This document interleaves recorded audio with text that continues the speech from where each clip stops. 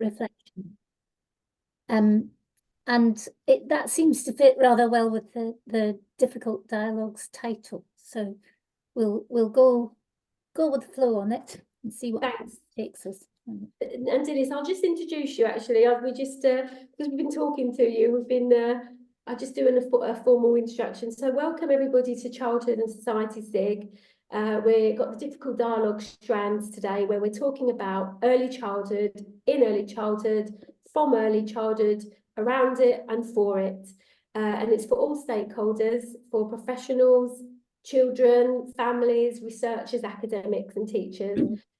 Today we're very honoured to have Dilys Wilson, our very own Middlesex University expert in early years, who will be sharing her doctoral research with us, building upon lots of experiences of and expertise and interests in emotional aspects and relational dynamics involved in working with and for babies and young children.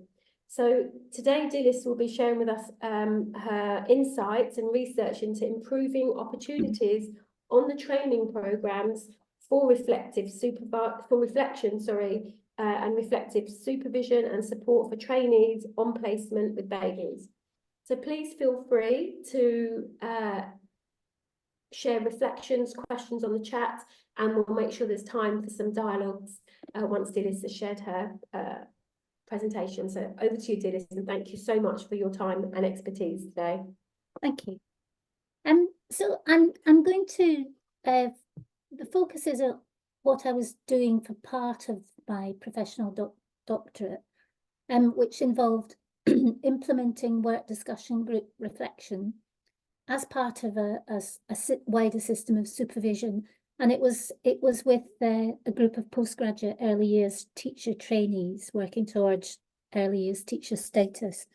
So this presentation starts by introducing work discussion as a model of professional reflection.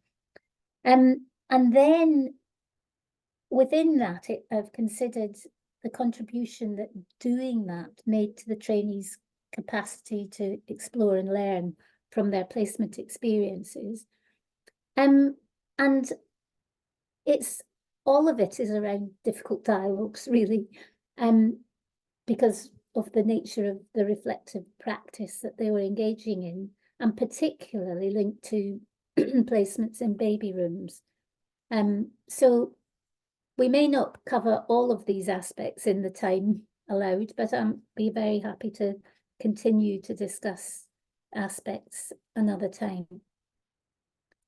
So I just want to clarify what I mean when I refer to work discussion, and because it does, I'm using it purposefully to clarify the origins of it and its application in early years practice contexts.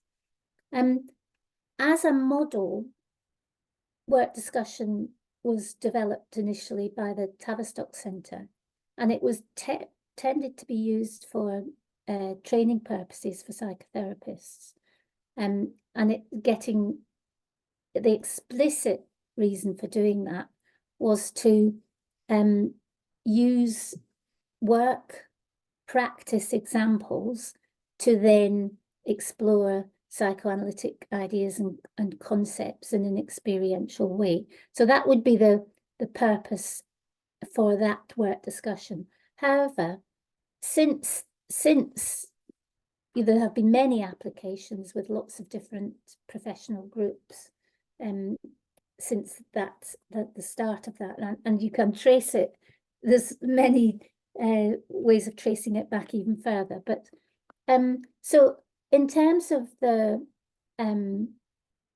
what I was doing in the research with my trainees, I was using work discussion as a space where they could bring examples that they were sharing as participant observations. I thought I might just read the guidance to give you a sense of what it meant to them. So they were guided by the example of practice that you present could include something that has puzzled or worried you, or that you have enjoyed and celebrated. aim to focus on planned or unplanned activities, experiences, and interactions with the children. But this focus could also include interactions with colleagues, other professionals, or parents. So the advice was to get into the habit of writing about what has happened as soon as possible and avoid using theory or after the moment reflection at that point. The aim is to provide a narrative account of what happened, including your own role and emotional responses to share with the group. The discussion that follows will encourage shared reflection on your experience and highlight relevant theoretical concepts. And they were always guided. A member of the group who was not presenting would make notes for them so that they could focus on their example of practice to share. So that's roughly, they're looking at those holistic observations in the type that is the Tavistock method of observation would be used as a participant observation method there. There are a number of early years examples of using work discussion in settings in different practice contexts. So I've just listed a few of those there.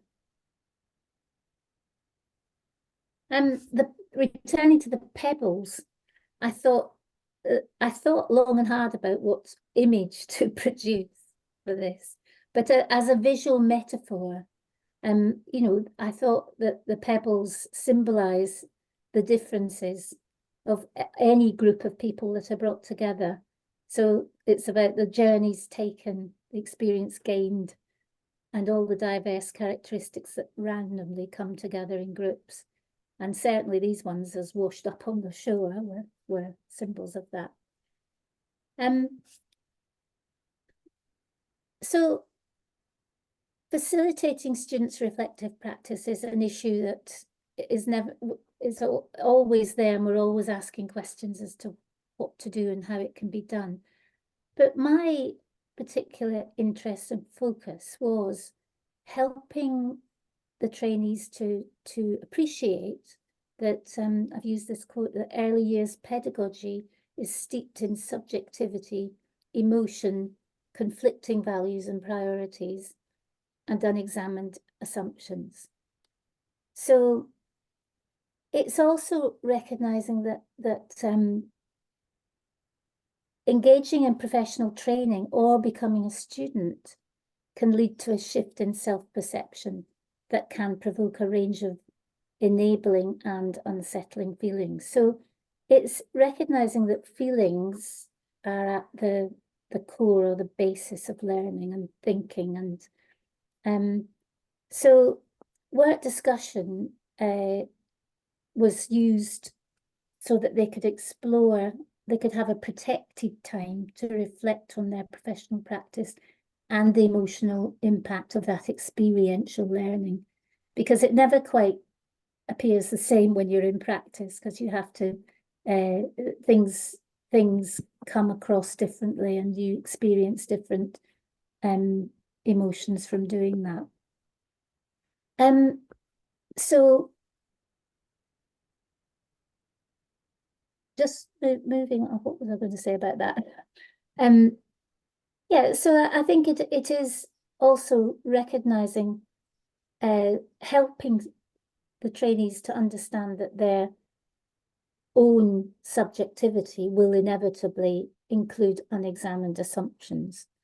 And the purpose of it was to empower the trainees to take ownership of their practice through critical reflection, so they could actually engage in that. So in terms of difficult dialogues, how do we know what kind of reflection can empower students or trainees or anyone in professional practice to articulate their own thoughts? Because there are always barriers to thinking and articulating your own thoughts. And I just wanted to bring in some of the theory that that I have used in terms of helping me understand the nature of thinking and relationships. And I've referred to Bion here, Bion's concept of containment and his theorization of the emotional processes involved in the development of thinking and knowing. So just on Bion, my own experience of participating in work discussion groups introduced me to Bion a long time ago. And I think the more I've been involved in taking part in those kinds of groups and facilitating them has led me to want to understand more about his theoretical contribution to psychoanalytic practice and its application in other to professional practice more generally. So, I mean, just to explain a little bit,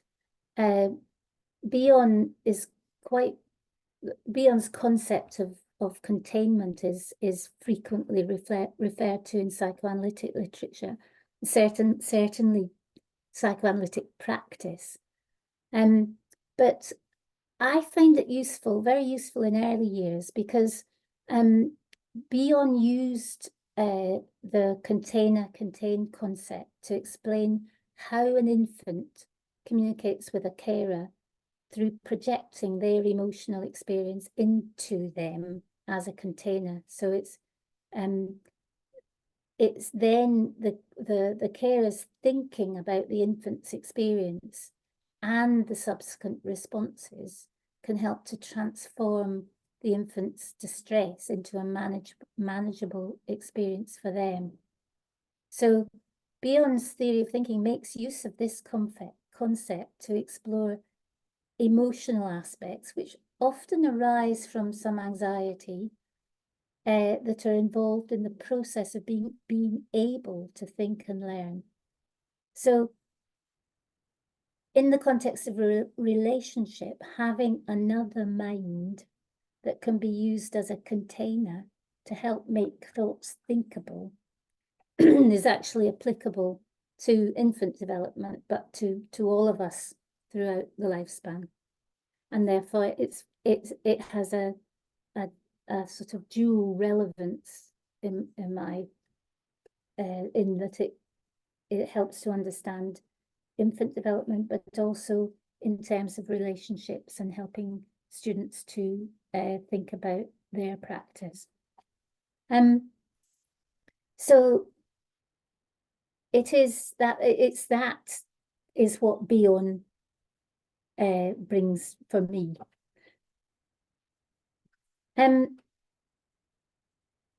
So recently I tend to read Graham Music. He has a blog, and he's written quite a lot on nurturing nature's his recent publication. But he was doing a book review, and he was hoping for the subtlety of a Bionian ability to stay in uncertainty. So he was yearning for that, a degree of bearing, not knowing, rather than being swept along by a dominant viewpoint and catapulted into partially processed agreement or indignation, which is so easy to do, especially in groups. So Bion's model of thinking, as I've just mentioned, suggests that thoughts arise from curiosity and a capacity to manage the frustration of not knowing, with a desire to understand. So the emotional experience of that thinking that accompanies the process, and the model of containment is helpful in making progress in terms of thinking. And I've also drawn on Keats' concept of negative capability here, because it explores the insight that can be gained from taking the time to notice and grapple with the uncomfortable feelings that arise from uncertainty. And I know it might seem a bit of a jump from literature or poetry to early years practice, but Keats was trying to capture in words the state of mind that underpins creativity, particularly in literature. And the term is often used, or I come across it in psychoanalytic method, but also in other areas of professional practice, such as teaching, actually leadership as well, and social work. And I think it's helpful in that it's noticing the state of being reflectively inactive. So not having to jump to solutions or jump to making a difference immediately, but giving that space for waiting, listening, observing. So which has a part to play in the process that leads towards decisive action. So it's that sort of concept that or opportunity, experiential learning that can be possible through a work discussion approach. So I mean it's also links quite well to mindfulness techniques or even reflective journaling, because it's reflective journaling slows things down and gives that opportunity to think further. And that is what we were trying to do with work discussion. So I'm just drawing attention to this is a recent Frobel Trust funded research project which evaluated the use of work discussion in a local authority. And before looking at my particular findings from my research, I was interested about the suggestions that were made by Ruth Segler and Peter Elfa, who were facilitating these groups. And these points illustrate the approach to group facilitation so that it's modeling that or enabling open-ended questioning and curiosity, helping each person in the group to feel listened to and that their ideas are considered. But also, work discussion isn't therapy, so it is about professional practice and pedagogical interactions. But it's noticing or being allowed to notice that one's personal feelings do get involved in that. And that's so this for facilitators of work discussion, it is quite tricky managing the dynamics of the group, and they make reference to this too. And then that importance of having an opportunity to share the experience with somebody else, with the whole notion of being helped, the helper being helped. So with my research, the early years teacher trainees, the focus of the content of what they brought reflected in a different way to that Frobel research, because that was with a group of practitioners in a particular nursery. So they were working together.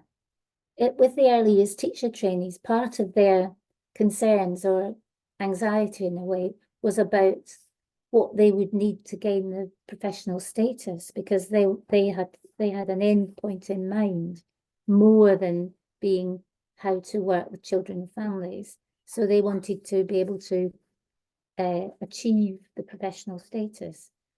They, as well, obviously, they were concerned about different strategies that would address specific concerns about children's behaviour, learning and development. And then there was the whole issue about sharing their feelings about what worried them about work or placement issues and relationships.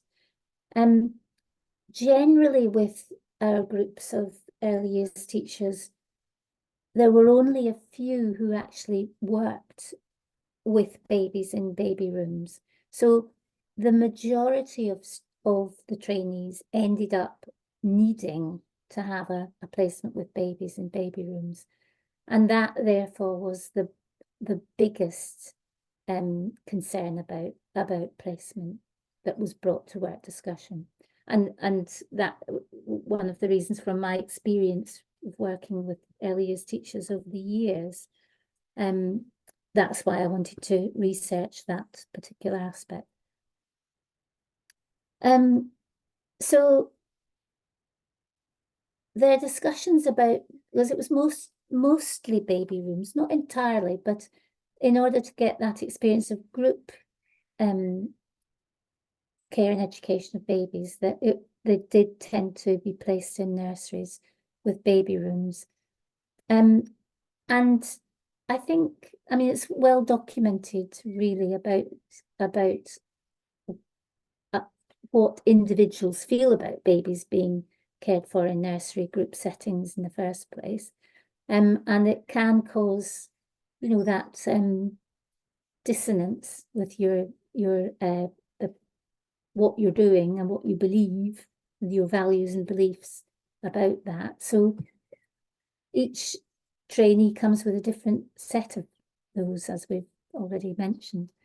So it did require courage for them to notice and articulate the conflicting dialogues involved in the care and education of babies.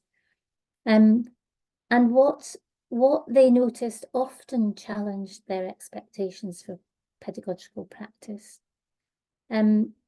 They generally all had a huge concern for the professionals who were working in baby rooms and what they saw as the impact of low status and challenging employment conditions on the practitioners, particularly their motivation and professional behaviour.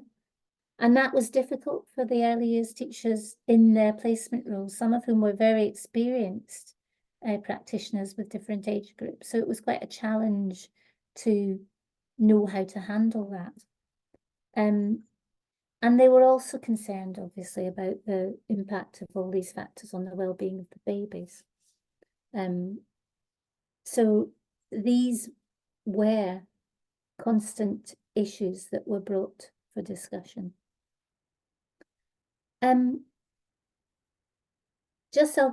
I'll just touch on some of the findings from my research project, but generally they agreed that work discussion group reflection provided a safe place for them to think their own thoughts, share them with others, draw their own conclusions.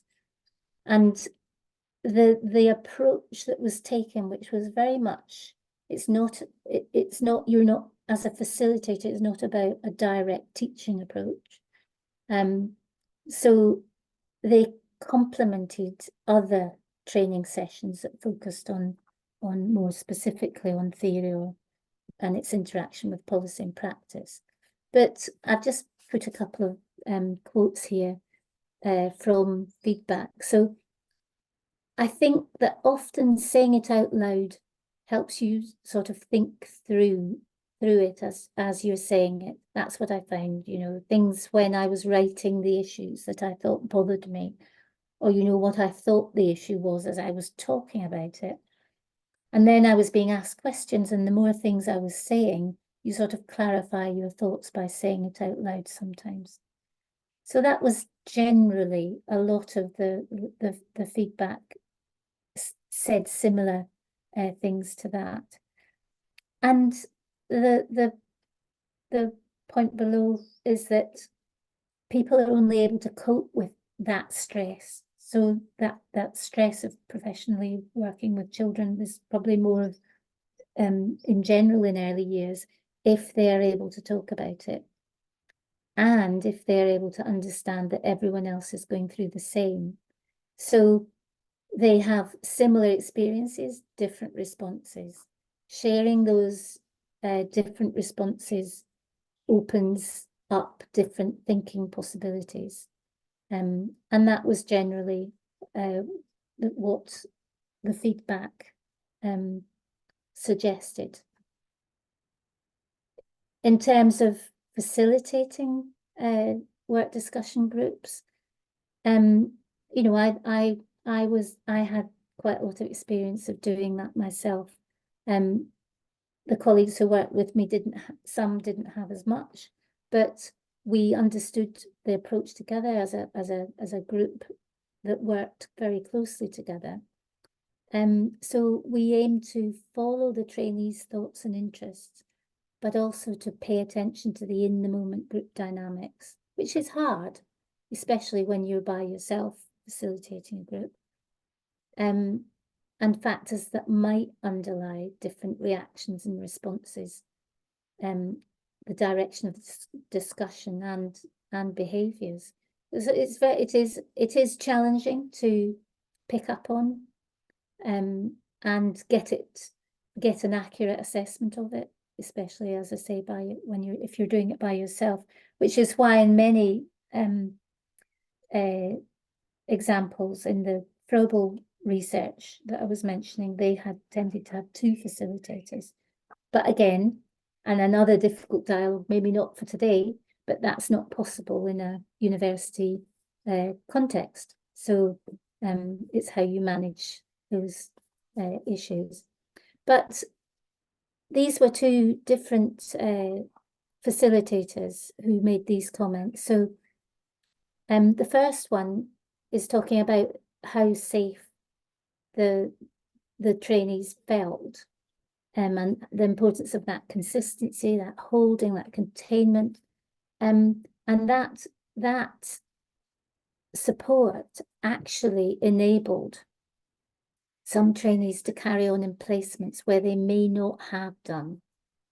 They were able to feel that it was possible, that they were, and that's where that contained model feels helpful, because they found resources, because they felt that they mattered, that they were safe. And then the other comment is about the emotional aspect, because in this one, it's 80% of the sessions were fueled by an emotion. So as in, you know, there was always something that made that trainee feel this is so important to them, for one, and that was whether it was positive or negative. But there was an emotional element associated with why they brought the particular example. They may not have realized it, but actually through talking about it, it became much clearer why they had, or what was concerning them. And nobody was, it's not about giving advice, it's about working out yourself what you're going to do about it, how you're going to move forward with that. And again, that's where that group support comes from, that the actual work discussion groups, which are small, and again, that's another issue for higher education. How do you manage that? Because I'm talking about probably no more than 10 to 12. And even that is considered a big group. So these just seem to fit in with the research findings from others, and the actual impact it had on the trainees' experience.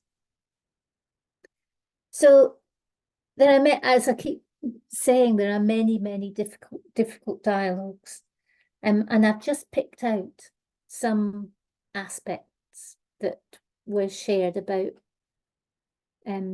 baby rooms around this notion of babies are boring, or what our image of babies might be.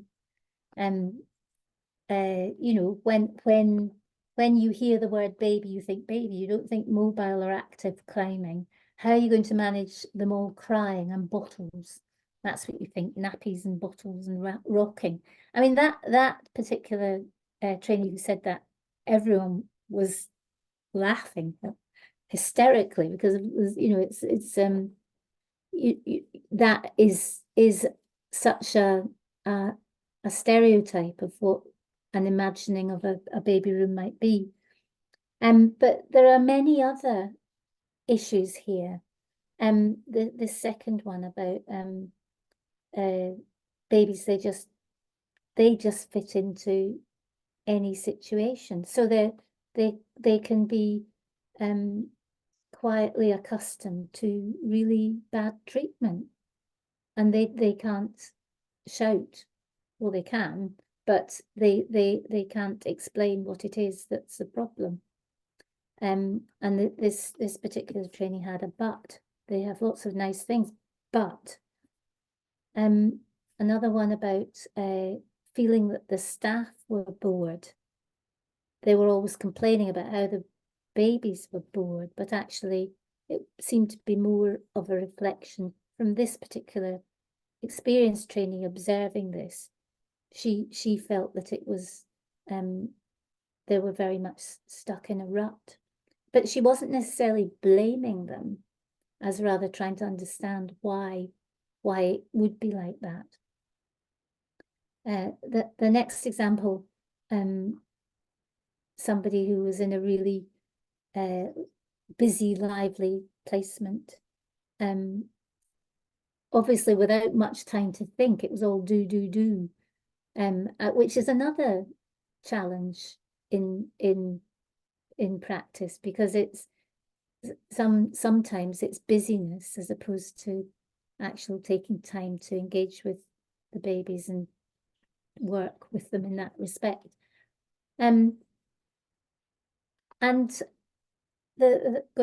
down, I'm just showing the different viewpoints, but it's only when you really understand what's working with babies that this idea of boredom disappears, because of course it's not boring.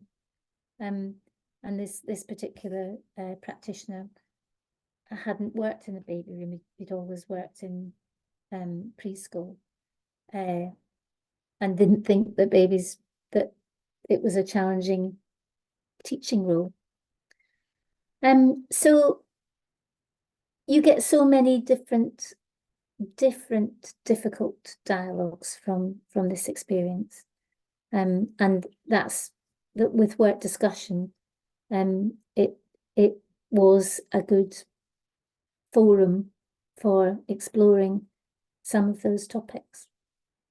So I'm going to hand it over for discussion about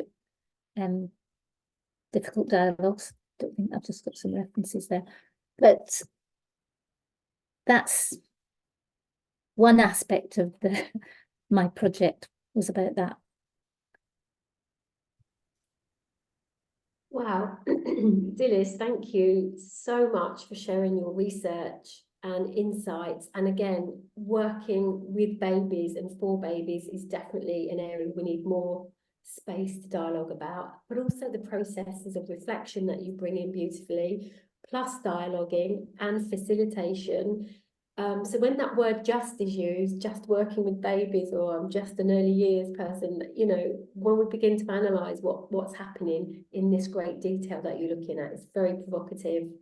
So thank you so much. I'm sure there's going to be lots of questions or points from our delegates here today. So I'm just wondering if anybody would like to open up a dialogue with Dilys.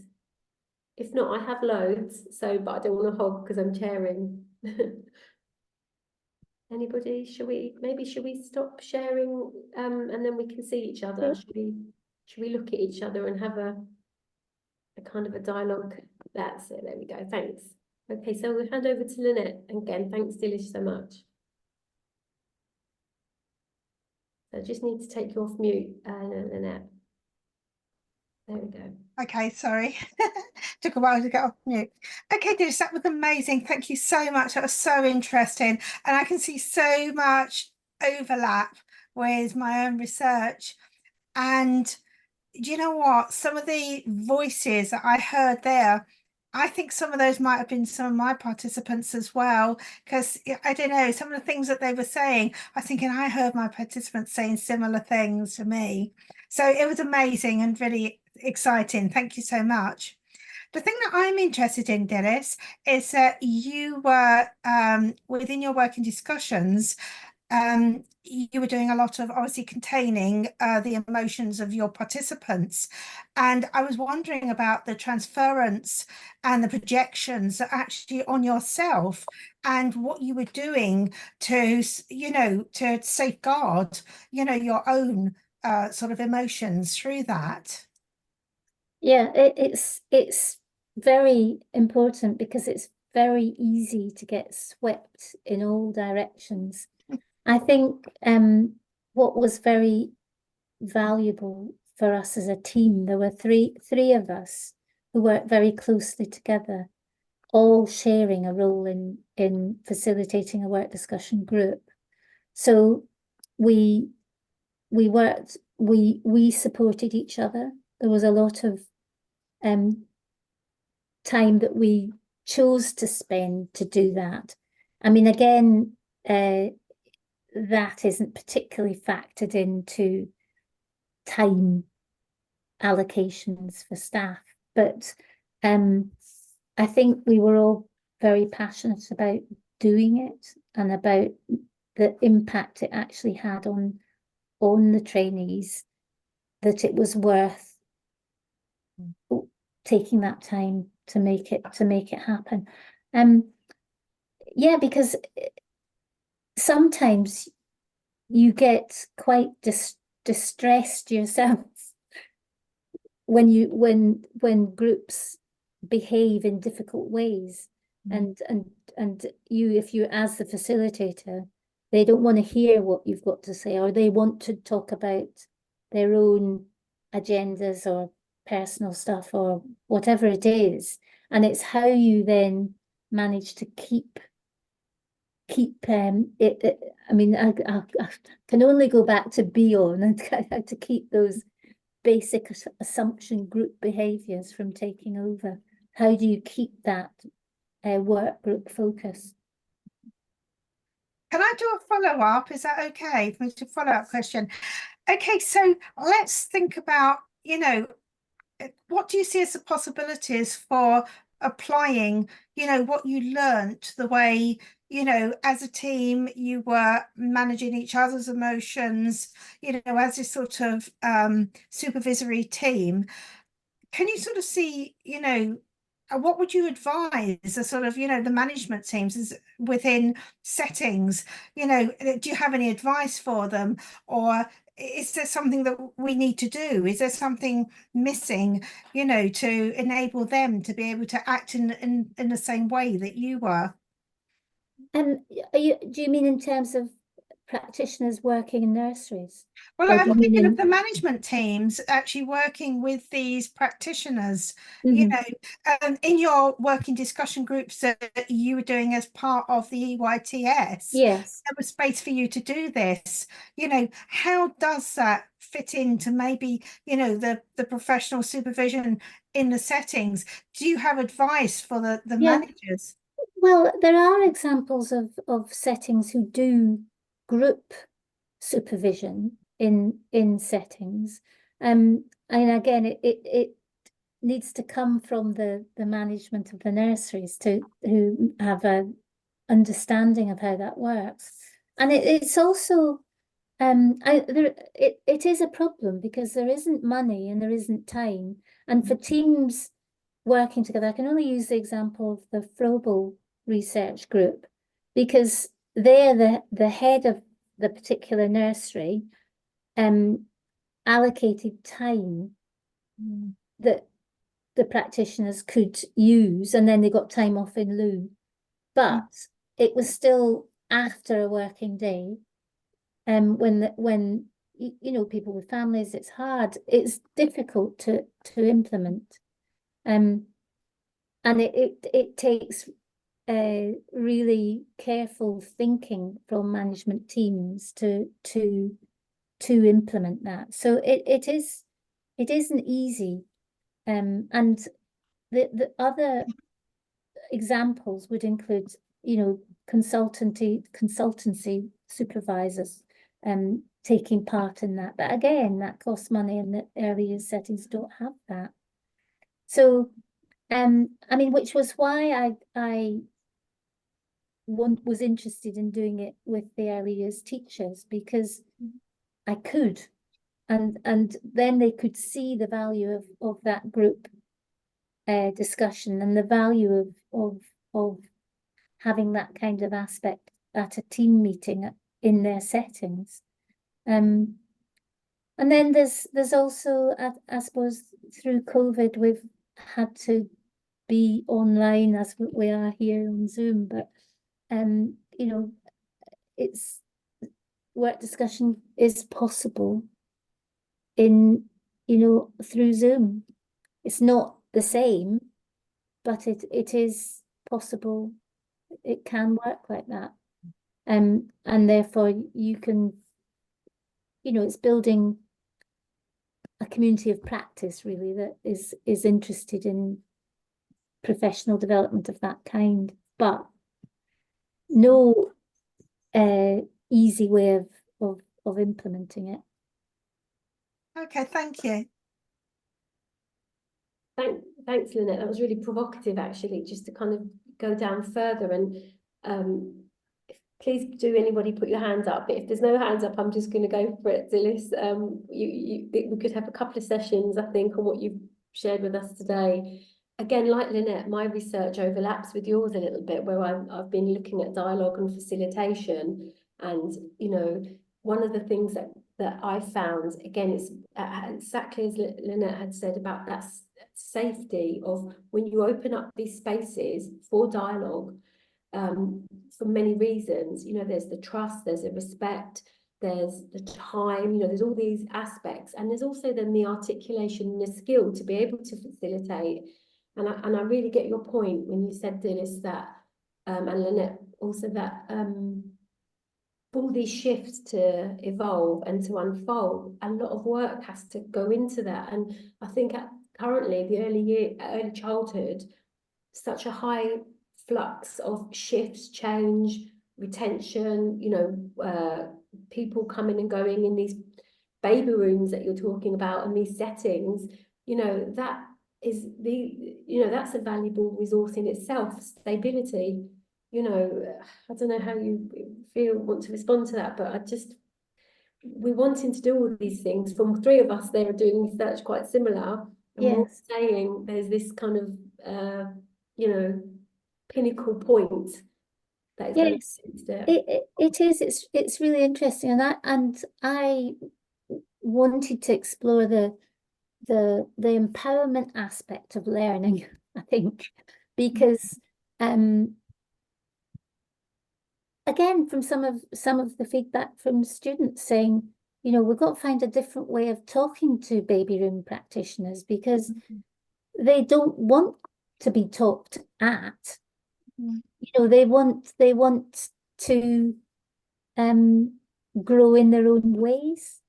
And I think a lot of baby room practitioners are young and may not be intending on having a career with children, but you know, how do you capture that expertise and potential that is there in the sector? Because there when we have to, because it's, you know,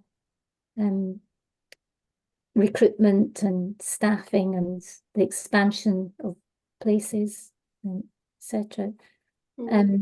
There's going to be an even greater need for understanding professional practice. If it, I know they took away the advert, the government took away the advert for appointing practitioners or coming into the sector, but it's not, in reality, it isn't as perfect as those images suggest. It's tough and emotionally exhausting.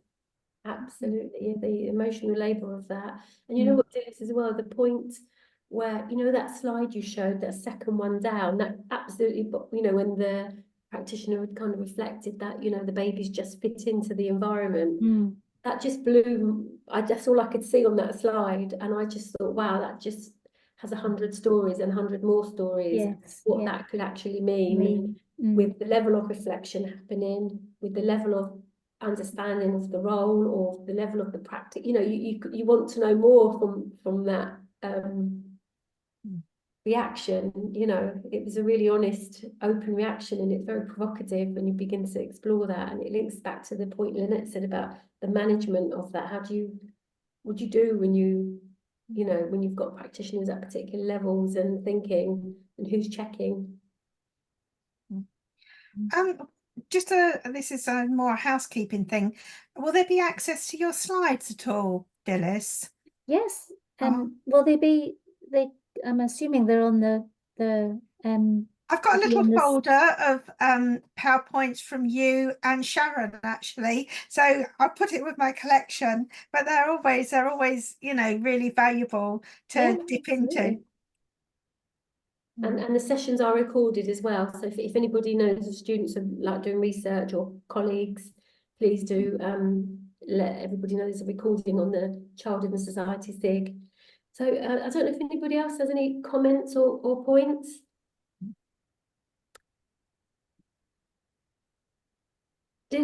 Oh, Jane, did you want to come in? Yeah, just very briefly. Firstly, I wanted to say massive congratulations to Dilys on submitting your thesis. A big, long journey now completed. And, you know, I had the pleasure of engaging with your work in the written form, but I think it's really, the work that you've done is so important, and it kind of brings together and opens up some new questions. And I'm just wondering, in a very practical sense, what your plans are for this work. How are you going to get it out into the world? Because it seems to me that, you know, everybody, policymakers, practitioners, students, educators, lecturers, all of us really need to have access to this important work. So just what are your dissemination plans, really? Well, I'm going to the Froebel research. I was involved in that as well, that I mentioned, and there have been a number of sort of papers and publications from that, and my research, you know, sort of complements that in a different way, because it's about training, and it's what can contribute to training. So I'm going to I've got a presentation at CERS in September on that with the under 3 SIG. But beyond that, you know, it feels like it would be nice if there's something that maybe we could do at the university and inviting practitioners in. I know in early childhood studies, we've been trying to get supervisors networks together. Whether that's something that they would be interested in, or you know, whether for early childhood studies students, as they develop their practice skills, might find something useful. There's probably also scope, Dilys, to whilst it's really vitally important to the early childhood studies community, there are lots of other professionals working with babies. So midwives, social workers, you know, the baby lab, or whatever it's, I think we have a baby lab at Middlesex. Yes. Child psychologists, you know, there's a whole raft of professionals who would be really interested in this.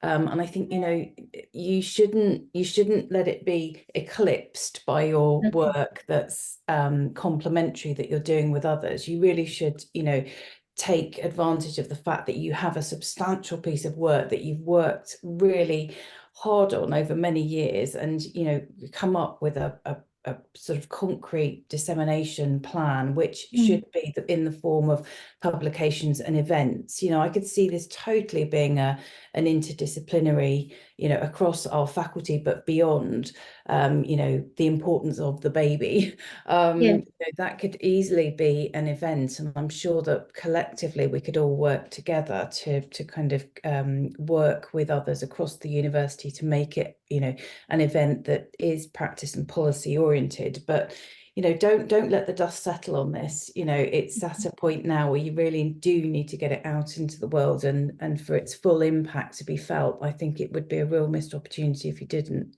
Okay, no, thank you. That's seems a point for action. Good. No more reflective inactivity. Yeah, don't imagine you can rest now your thesis is submitted. That's not how it works. No exhaling, Dilys. That's carry on. On Jane's point, actually, I know we're going towards the end, but did you leave, and I don't know if Lynette had a feeling on this as well, but you know, when you do facilitation and you are dialoguing and you open up different ways of talking in early years, has anything stayed with you that you can't shake out of your head? I wonder, maybe to you and Lynette, because when I used facilitation, where it did open up spaces, I suppose there were particular stories and narratives that I've heard, or children that I saw when I was in practice, that hasn't left me. I just wondered if any of you guys have inherited any things that are still percolating. Well, I think when people are, you can sort of see them thinking and processing and talking, then, and it's certainly in that group context, it's being able to recognize that there are many different points of view.